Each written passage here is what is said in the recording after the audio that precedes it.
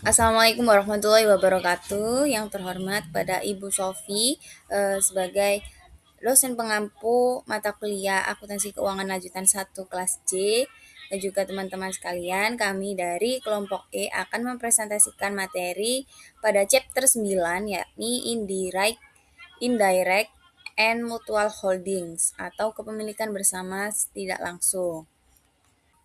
Sebelum itu, izinkan kami memperkenalkan anggota dari kelompok kami. Yang pertama, saya sendiri, Putri Azhar Ramadhani dengan NPM akhiran 010. Lalu yang kedua ada Bratani Amidharma dengan NPM akhiran 039. Lalu ada Syahrani Maulidia Cahyaningtyas dengan NPM akhiran 332. Kemudian yang keempat ada Lukman Al-Hakim Fuadi dengan NPM akhiran 339. Dan yang terakhir ada Zacha Patria Faizin dengan NPM akhiran 406. Lalu yang selanjutnya yaitu masuk materi yaitu indirect and mutual holdings.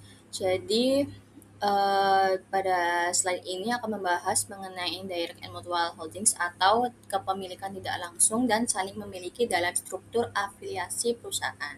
Jadi dalam praktik bisnis hubungan antar perusahaan itu tidak selalu sederhana. Jadi hanya perusahaan induk yang langsung memiliki saham perusahaan anak. Nah, seiring berkembangnya perusahaan, struktur kepemilikan itu menjadi lebih kompleks dikarenakan adanya beberapa lapisan kepemilikan antar entitas.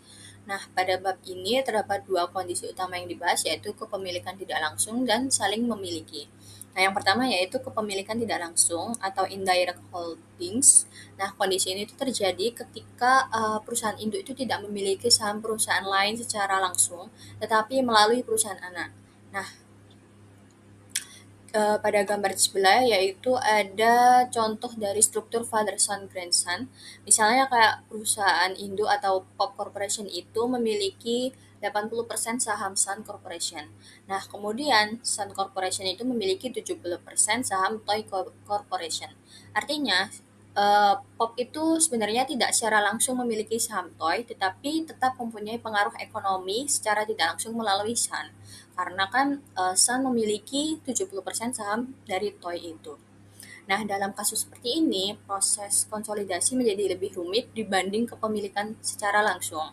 Nah, hal ini dikarenakan laba, dividen, dan kepentingan non-pengendali harus dihitung secara bertahap sesuai rantai kepemilikannya. Nah, sebagai contoh, jika Toy Corporation itu memperoleh laba, maka laba tersebut sebagian menjadi hak Sun Corporation. Nah, setelah itu bagian laba milik Sun juga akan mempengaruhi laba Pop Corporation. Jadi, keuntungan perusahaan cucu atau Toy Corporation itu akan mengalir ke perusahaan induk melalui perusahaan anak.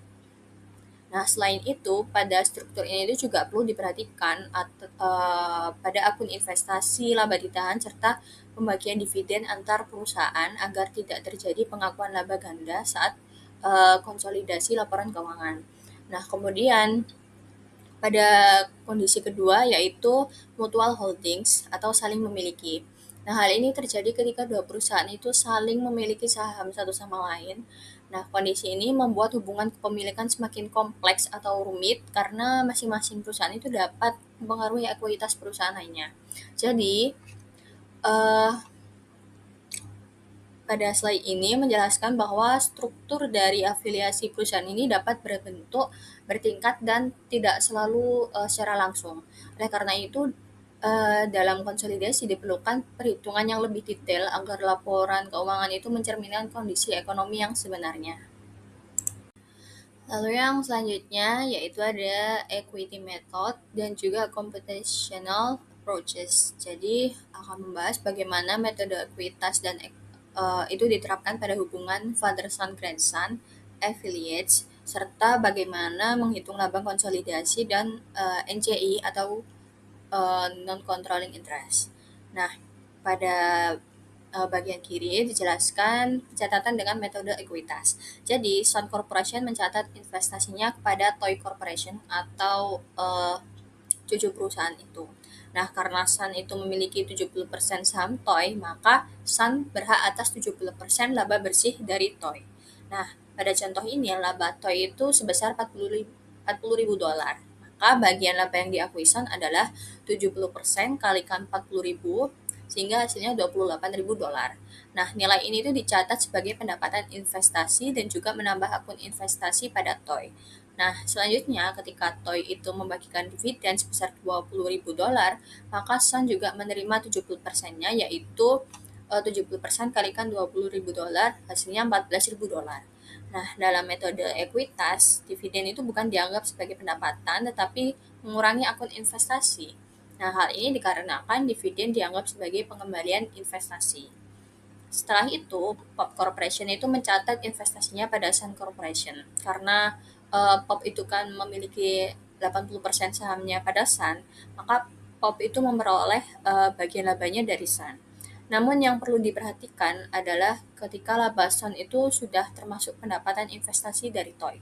Jadi laba Sun itu menjadi $78.000, yaitu dari laba terpisah $50.000 ditambah dari pendapatan TOY sebesar $28.000. Nah, kemudian Pop itu mengakui 80% dari laba tersebut. Jadi, perhitungannya 80% dikalikan $78.000. Nah, hasilnya $62.400.000.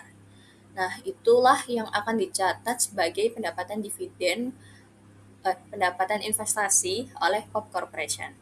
Nah, selanjutnya yang di bagian kanan dijelaskan pendekatan perhitungan laba bersih konsolidasi.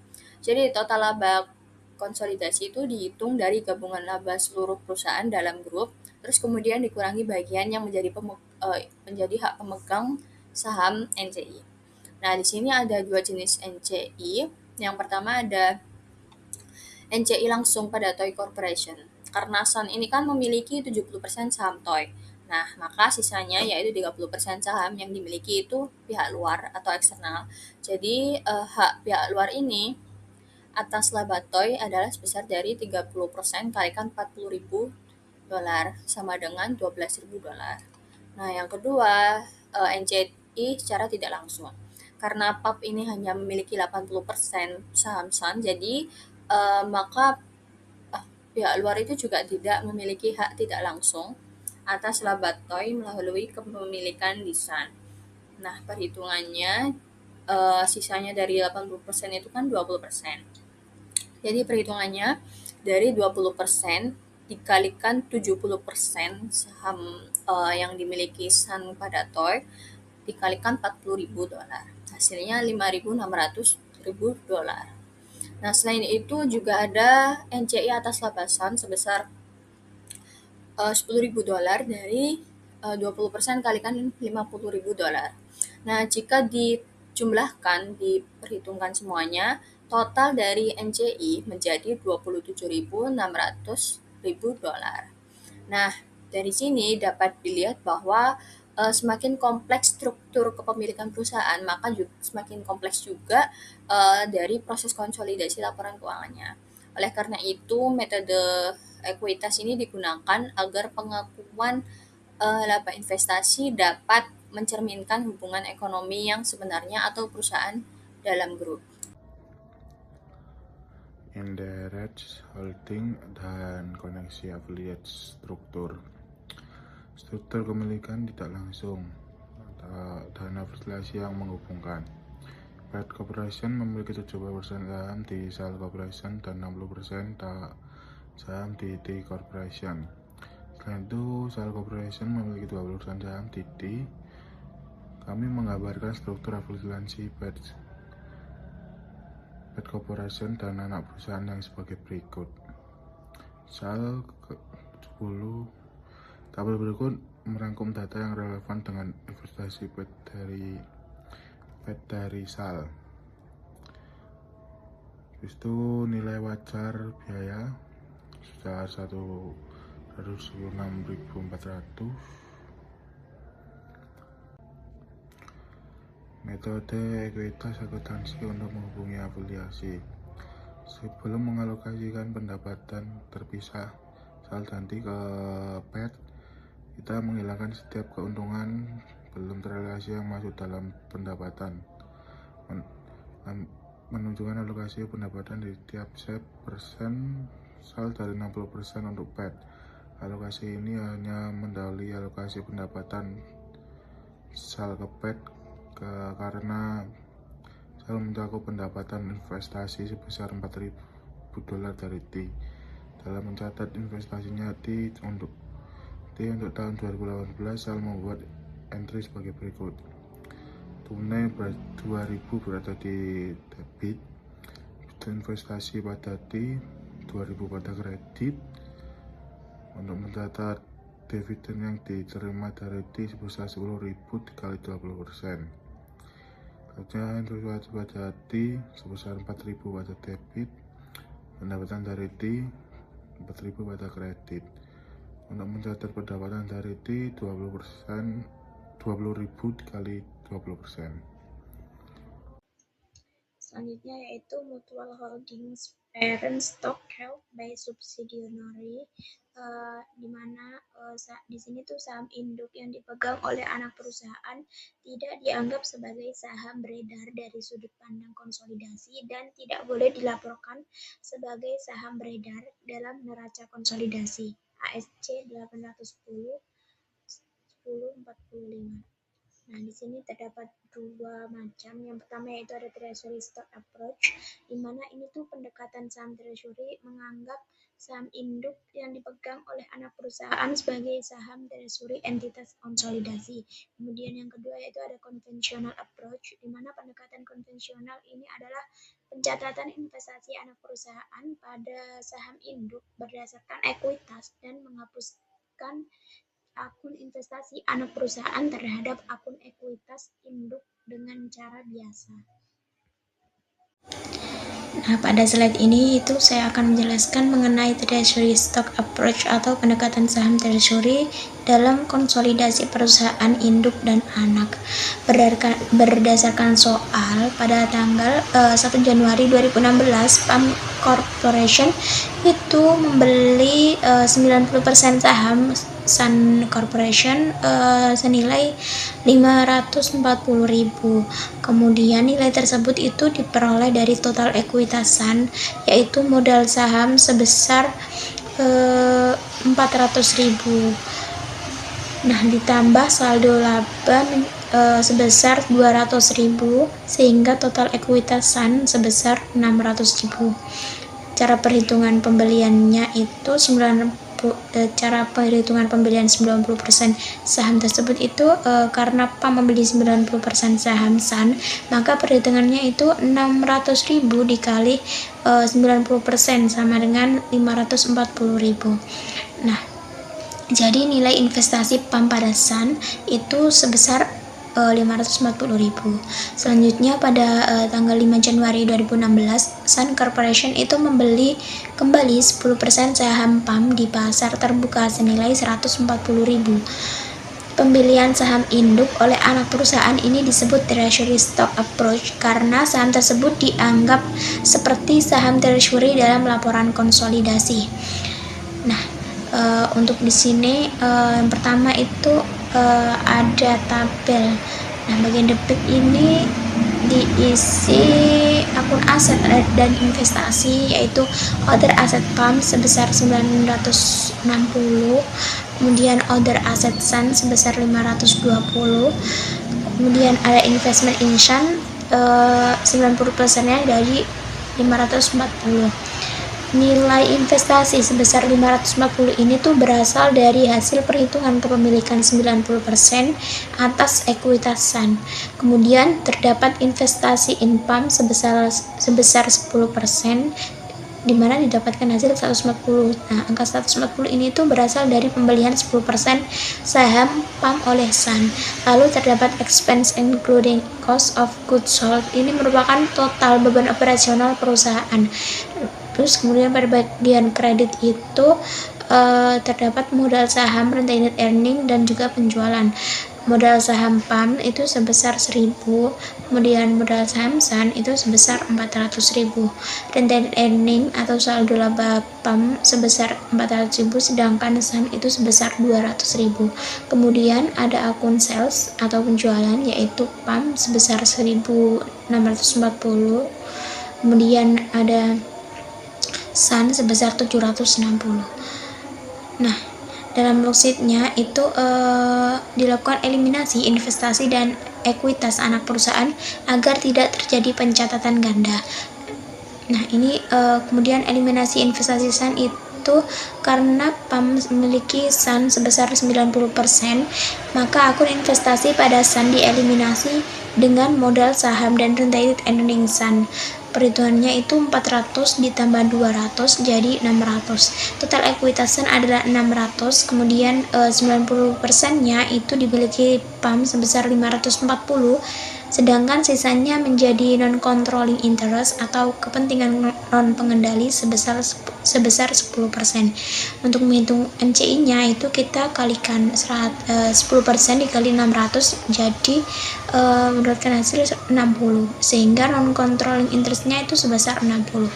Nah, di sini treasury stock itu karena SAN membeli saham PAM sebesar 140, maka pada laporan konsolidasinya itu transaksi ini dianggap sebagai treasury stock dan mengurangi total ekuitas konsolidasi. Jadi nilai 140 itu tidak diakui sebagai aset investasi biasa, tetapi diperlakukan sebagai pengurung ekuitas. Nah, dapat disimpulkan dari sini pada treasury stock approach itu ketika anak perusahaan membeli saham induk, saham tersebut itu diberlakukan sebagai treasury stock dalam laporan konsolidasi. Akibatnya investasi tersebut tidak diakui sebagai aset biasa, tetapi menjadi pengurang ekuitas konsolidasi agar laporan keuangan tidak mengalami overstatement. Nah, pada slide ini itu aku akan menjelaskan mengenai treasury stock approach pada tahun 2017. Di sini diketahui pada tahun 2017 itu terdapat laba terpisah perusahaan PAM sebesar $120.000 dan SAN sebesar $80.000. Selain itu ada dividen yang dibayarkan yaitu PAM sebesar $60.000 dan juga SAN sebesar $40.000. Karena PAM memiliki 90% kepemilikan saham di SAN, maka metode yang digunakan adalah metode ekuitas atau equity method. Dalam metode ini itu PAM mengakui sebagian laba dari SAN sebesar persentase kepemilikannya. Kemudian untuk cara perhitungannya itu kita menghitung bagian laba PAM dari SAN terlebih dahulu. Karena kepemilikan PAM itu sebesar 90%, maka kita kalikan 90% dikali $80.000 sama dengan $72.000. Artinya PAM mengakui pendapatan investasi dari SAN sebesar $72.000. Kemudian kita menghitung dividen yang diterima PAM dari SAN. Karena dividen SAN itu sejumlah $40.000 dan kepemilikan sahamnya 90%, maka kita kalikan 90% dikali $40.000 sehingga didapatkan hasil $36.000. Jadi dividen yang diterima PAM dari SAN adalah sebesar $36.000. Kemudian untuk jurnalnya di sini pencatatan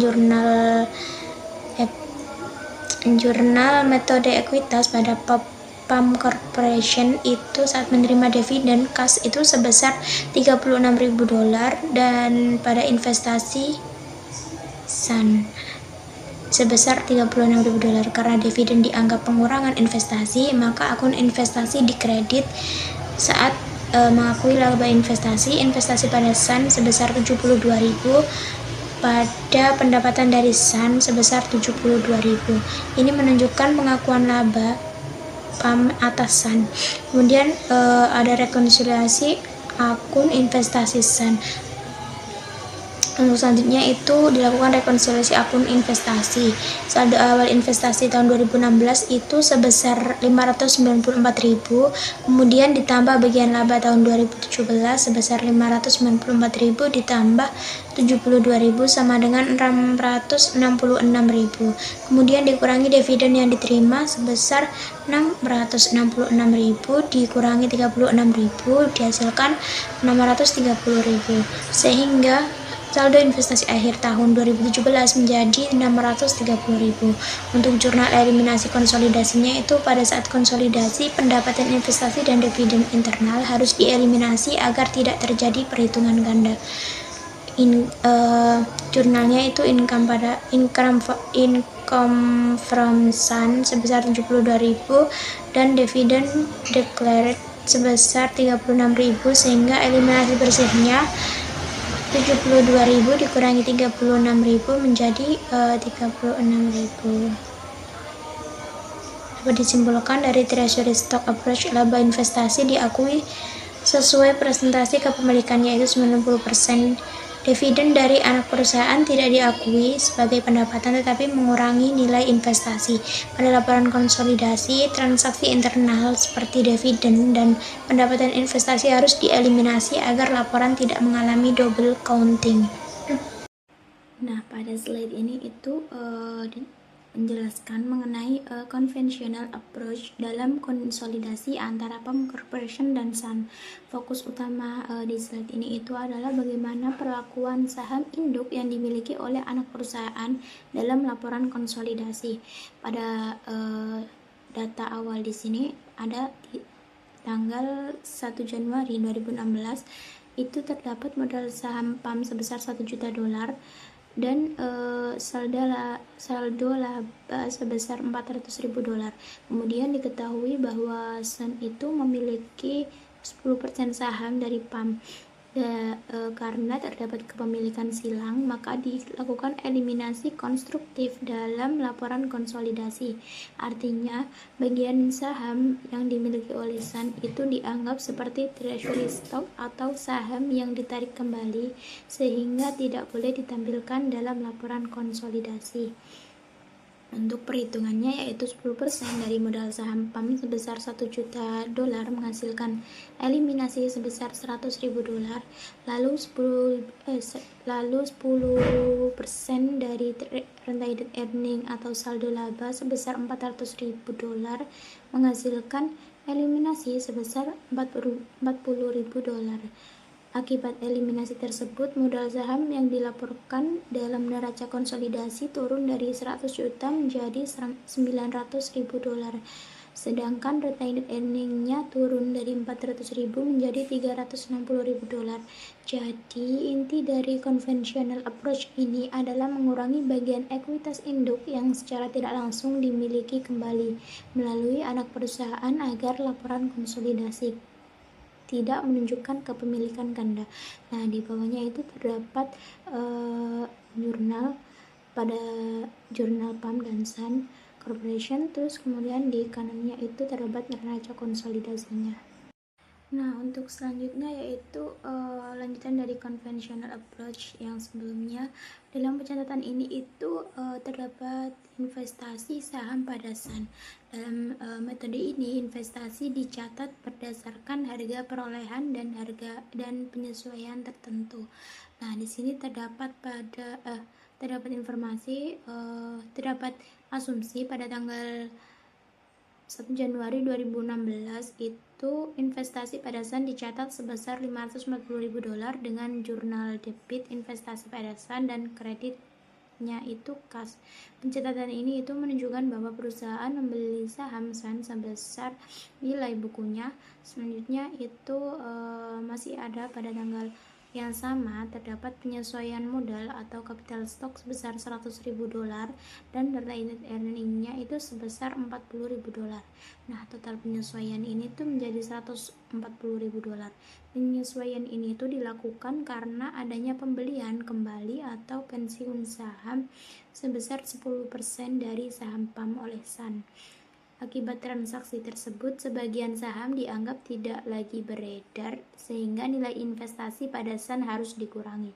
Jadi inti dari conventional approach di sini, di slide ini itu adalah bagaimana perusahaan mencatat investasi awal dan melakukan penyesuaian ketika terjadi perubahan struktur saham akibat pembelian kembali saham.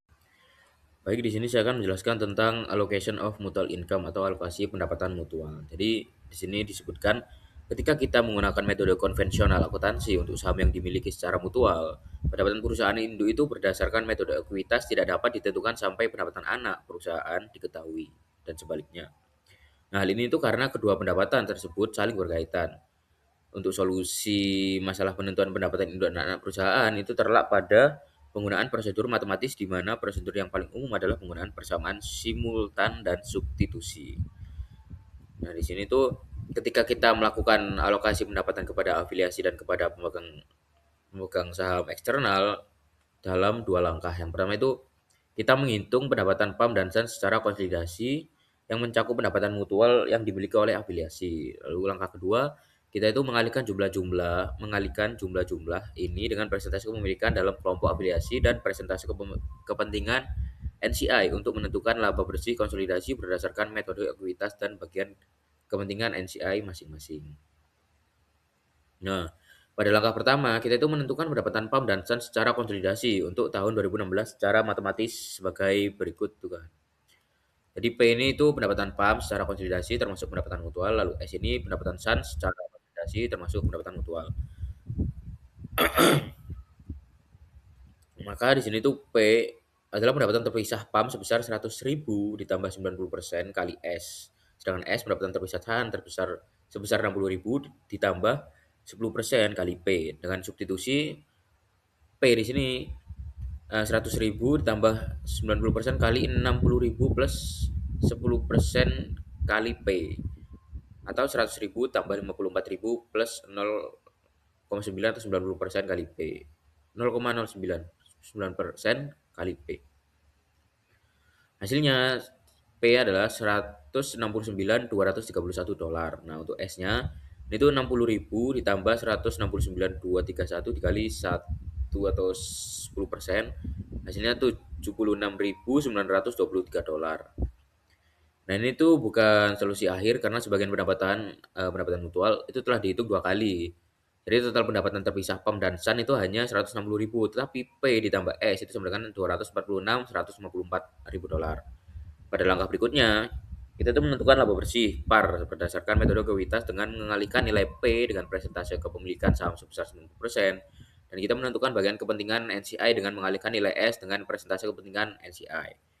Dengan kata lain itu laba bersih PAM berdasarkan metode ekuitas adalah 90% dari 169.231.000 dolar, yaitu 152.308, dan sebagian kepentingan NCI itu 10% dari 76.923, yaitu 7.692 dolar. Nah, laba bersih PAM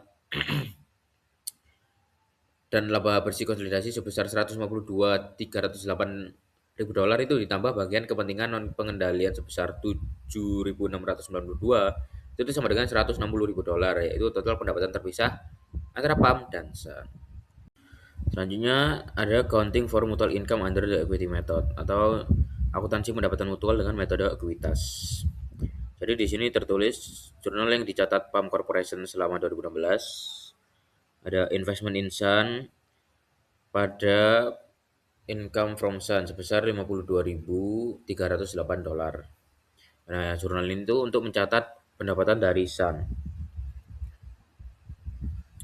Nah, pendapatan 52.308 dolar dari SAN itu sama dengan 90% dari pendapatan SAN sebesar 76.923 dolar secara konsolidasi, dikurangi 10% dari pendapatan PAM sebesar 169.231 secara konsolidasi. Ini tuh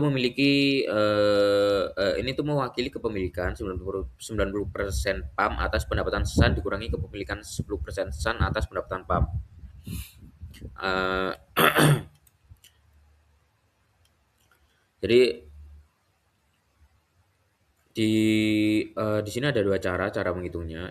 Cara pertama itu mengalihkan 90% dikali 76.923 dikurangi dikurangi 10% dikali 169.231. Jadi totalnya ada 69.231 dikurangi 16.923. Jadi totalnya itu 52.308 dolar. Atau cara yang kedua, jadi itu laba bersih PAM dikurangi pendapatan sendiri PAM. Jadi 152.308 dikurangi 100.000, hasilnya 52.308. Nah, diasumsikan bahwa Sun Corporation itu mencatat investasinya pada PAM dengan metode biaya atau cost basis karena kepemilikannya di PAM hanya 10%. PAM ini tidak mengumumkan dividen selama 2016 sehingga Sun tidak memiliki pendapatan investasi untuk tahun tersebut dan akun investasinya tetap pada biaya awal sebesar 140.000. Nah, di sini ada perlakuan berbeda. Kenapa berbeda? Karena di sini PAM itu memiliki kepemilikan saham sebesar 90% dari saham Sun. Sedangkan Sun itu hanya memiliki 10% saham dari PAM. Jadi di sini PAM itu menggunakan metode ekuitas, sedangkan Sun menggunakan metode biaya atau cost basis. Eh, alasannya karena kepemilikan PAM ini lebih besar dari 50%, jadi PAM ini memiliki kendali atas perusahaan Sun ini, sedangkan Sun hanya memiliki 10%, jadi tidak memiliki kendali atas perusahaan PAM. Nah, pendapatannya dicatat sebesar 52.308 untuk PAM. Ini tuh karena PAM menggunakan metode ekuitas, sedangkan Sun menggunakan metode biaya. Karena metode biaya ini tidak akan ada pencatatan sebelum adanya pembagian dividen. Karena di 2016 ini tidak ada pembagian dividen, jadi nilai investasi Sun itu tetap 140.000 dolar. Baik, pada slide kali ini kita akan bahas konsep subsidiary stock mutually held, yaitu kondisi di mana perusahaan dalam satu grup itu saling memiliki saham satu sama lain atau biasa disebut juga kepemilikan silang. Nah, kalau kita lihat kasusnya, PAL memiliki 80% sahamnya SET, kemudian SET memiliki 70% sahamnya TON, tapi di sisi lain TON juga memiliki 10% sahamnya SET. Nah, ini yang bikin strukturnya jadi nggak satu arah ya, tetapi saling terhubung. Kondisi ini punya beberapa implikasi penting. Yang pertama, saham yang beredar di dalam grup tidak dianggap sebagai saham beredar dalam laporan konsolidasi.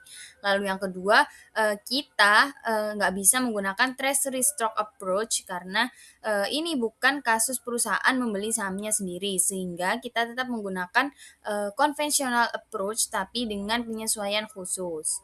Selain itu, kalau kita lihat dari sisi akuisisinya, PAL itu mengakuisisi SET pada tahun 2016 sebesar 260.000 termasuk goodwill. Kemudian SET mengakuisisi TON pada tahun 2017 sebesar 112.000 juga termasuk goodwill. Dan TON membeli 10% sahamnya SET sebesar 40.000 tanpa adanya goodwill. Dari sini bisa kita lihat bahwa hubungan antar perusahaan tidak sederhana dan inilah yang nantinya membuat proses konsolidasi jadi lebih kompleks. Kemudian di slide berikutnya kita akan masuk ke bagaimana kondisi ini mempengaruhi perhitungan dalam laporan konsolidasi. Baik, di slide kali ini kita melihat bahwa kondisi sebelum terjadi hubungan mutual holding. Jadi ini masih tahap dasar sebelum kepemilikan silang itu terjadi. Ada dua asumsi penting di sini. Yang pertama yaitu nilai buku asetnya itu dianggap sama dengan nilai wajarnya saat akuisisi. Jadi kalau ada selisih langsung kita anggap sebagai goodwill. Lalu yang kedua ada data yang ditampilkan ini posisi setelah penyesuaian atau post closing untuk PAL, SET, dan TON per 31 Desember 2017. Nah, kalau kita lihat di tabel sebelah kiri, ini menunjukkan posisi keuangan masing-masing perusahaan, di mana PAL, SET, dan TON itu masih berdiri sendiri. Kemudian investasi antar perusahaan ini sudah mulai terlihat tetapi belum dikonsolidasikan. Nah, sekarang kita fokus ke bagian investasinya. Jadi PAL memiliki investasi di SET sebesar 340 di mana angka tersebut dari harga perolehan awalnya ditambah dengan bagian labanya SET kemudian dikurangi dengan dividen yang diterima. Lalu SET memiliki investasi pada TON sebesar 133.000 dengan konsep yang sama yaitu cost ditambah bagian labanya. Sedangkan TON memiliki 10% di SET sebesar 40.000 dan ini tetap dicatat sebagai atau menggunakan metode cost. atau cost method ya, karena pengendalian tetap berada di induk bukan di tonnya. Jadi kesimpulannya di tahap ini masing-masing perusahaan itu masih mencatat investasinya secara individual, belum ada eliminasi ataupun konsolidasi penuh, tetapi struktur kepemilikan sudah mulai terbentuk dan siap masuk ke tahap mutual holding. Dan di slide berikutnya kita akan mulai lihat bagaimana kondisi ini mempengaruhi perhitungan dan alokasi laba dalam laporan konsolidasi. Di slide ini kita masuk ke bagian inti, yaitu bagaimana kita menghitung laba dalam kondisi kepemilikan silang. Yang pertama kita lihat dulu data dasarnya.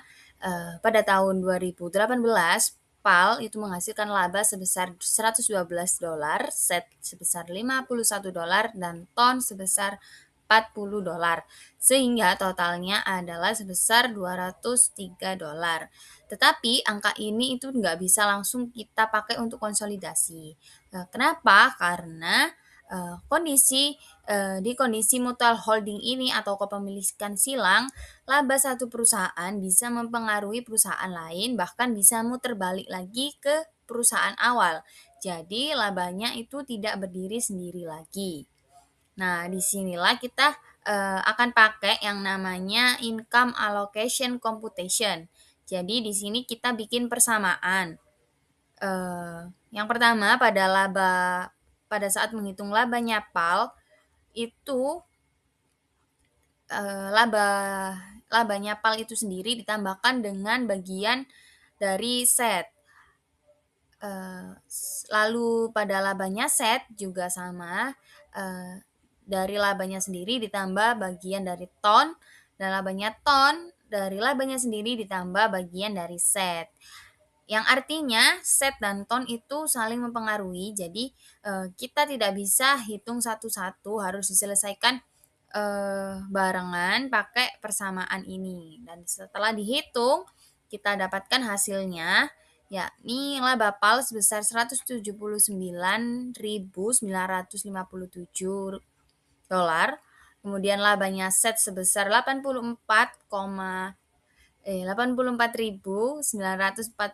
dolar, kemudian labanya ton sebesar 48.495 dolar. Selanjutnya kita bagi labanya itu menjadi laba konsolidasi. Jadi bagian induk atau PAL itu sebesar 179.957 dengan non-controlling interest di set sebesar 8.479 dan non-controlling interest di ton sebesar 14.548. Angka tersebut dari laba yang sudah dihitung dengan persamaan itu tadi dikalikan dengan total persentase kepemilikannya. Nah, totalnya itu tetap di angka $203.000, tapi sekarang sudah teralokasikan dengan benar di set dan juga pada ton. Lanjut ke bagian investasi. Jadi di saldo investasi akhirnya milik PAL di set sebesar $383.957, set di ton sebesar $152.946, dan ton di set tetap $40.000 karena menggunakan cost method. Angka-angka tersebut itu diperoleh dari saldo akhir investasi pada 31 Desember 2017, kemudian ditambahkan dengan laba yang diterima, lalu dikurangi dengan dividen yang dibagikan. Dan yang terakhir, dalam proses konsolidasi kita itu akan melakukan eliminasi akun investasi dengan ekuitas, lalu eliminasi dividen antar perusahaan, dan penyesuaian non-controlling interest dan goodwill-nya. Selanjutnya di slide ini kita melihat kertas kerja konsolidasi secara lengkap, dan di sini kita bisa lihat bagaimana semua perhitungan tadi akhirnya itu digabungkan. Baik, yang pertama kita fokus pada jurnal penyesuaian yang A, di mana itu dividen income pada dividen declared sebesar 3.000. Ini harus dieliminasi ya, karena dari sudut pandangnya grup ini tuh bukan pendapatan dari eksternal, tapi hanya perpindahan kas antar perusahaan di dalam grup. Sekarang kita masuk ke jurnal B, di mana income from set sebesar 67.957, income from ton sebesar 33.946 pada investment in set dan ton. Jadi angka-angkanya itu berasal dari yang set, income from set itu dari kepemilikannya PAL di set sebesar 80% dikalikan dengan laba yang sudah dihitung dari persamaan itu tadi sebesar 84.946, ketemunya di 67.957, kemudian yang ton itu juga sama dari kepemilikannya set di ton sebesar 70% dikalikan dengan total laba yang sudah dihitung dengan persamaan tadi. Jadi ketemunya sebesar 33.946. Nah, kenapa harus dieliminasi? Karena nominal-nominal ini adalah laba yang diakui antar perusahaan dalam grup. Padahal laba itu sudah masuk ke total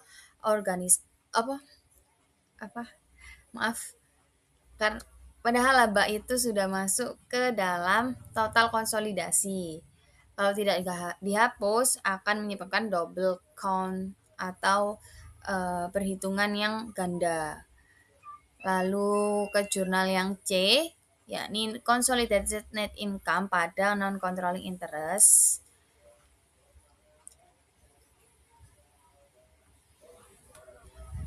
Jurnal C ini untuk misahin laba yang bukan milik grup. Jadi walaupun total labanya itu besar, tidak semuanya boleh diakui oleh induk karena ada bagian yang milik pihak luar. Kemudian jurnal yang D, capital stock set dan ton, retained earning set dan ton pada investment in set dan ton. Angkanya dari mana? Capital stock dan retained earning-nya itu dari soal sebesar dengan jumlah sebesar 400.000 milik set, lalu milik ton sebesar 180.000. Nah, total net asetnya harus dieliminasi dengan investment milik set di ton. Kenapa harus dieliminasi? Karena dalam laporan konsolidasi itu kita lihatnya sebagai satu entitas aja. Jadi tidak boleh ada akun investasi dalam anak sendiri agar tidak menyebabkan double counting lagi. Jurnal D ini menghapus hubungan antara induk dan anak. Jadi yang tadinya ada investasi di sisi induk dan ekuitas di sisi anak itu kita hilangkan supaya tidak double dalam laporan konsolidasi. Sekarang kita masuk jurnal yang E, yaitu pengakuan goodwill dengan jurnal goodwill pada investment in subsidiary. Goodwill ini kan muncul karena terdapat selisih dari harga beli yang lebih besar daripada nilai buku aset itu saat akuisisi.